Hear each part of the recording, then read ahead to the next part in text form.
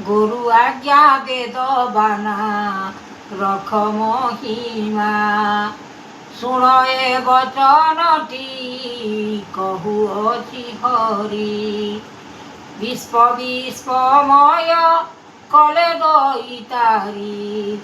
रूप चंद्र भाव लेख ब्रह्मांड। दिशुअछि मन करिल जे ज्ञान। अज्ञान रे दीप जलुअछि जान। पृथिवीर फल करिब सकल। आनंदित मन करी रखिब कर्म कुआधरी।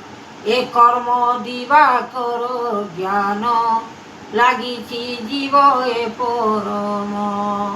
ए शक्ति भाव नीति हरि विचार कर दैतारी।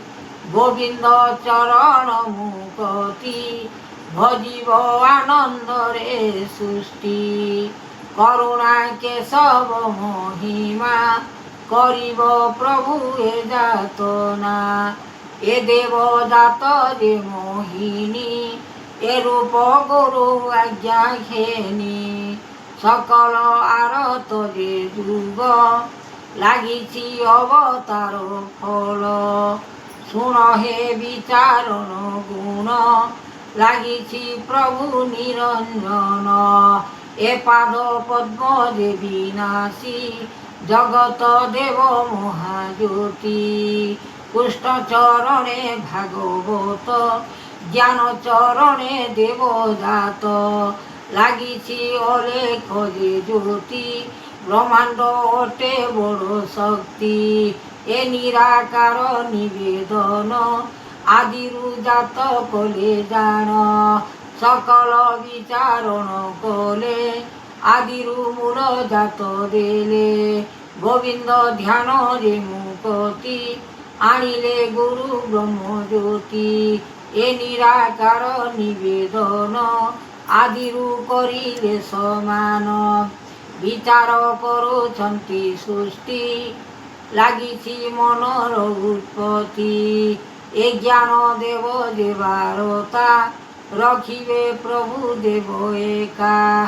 शुण हे वचन मालिका रखिबे प्रभु देव सखा। आत्मा अनुभव जे कृति लगाओ मनरे जे ज्योति। ज्ञान चरित्र वेदबाना लागिछि श्री गुरु महिमा। आदेश अनंत मूर्ति लेखिले मोर महाशक्ति। जगत भुवन जे जात लेखिले प्रभु जगन्नाथ। ए भाग्य धर्म निराकार लेखिले जगत विचार। स्वर्ण को शब्द को आनी लेखिले प्रभु तो समणी। ज्ञान को वेद कले बाणी रखिले चक्रधर मुनि। आदेश अनंत जे पाद गुरु कृष्ण जे गोविंद। ए भज चिते ध्यान बाणी सकल करिबे काहानी। ए रूप जुगनाथ देव ए अवतार कले भाव। चक्रधर लेखिछन्ति गुरु आत्मा विश्वमय। चरण बंधुछन्ति एकाक्षर। अनेक विचार करुछन्ति सिद्ध कर्म क्रीड़ा। लागिअछि मनलय परिणय चित्त। आनंदे भजिब स्वामींकर पाद।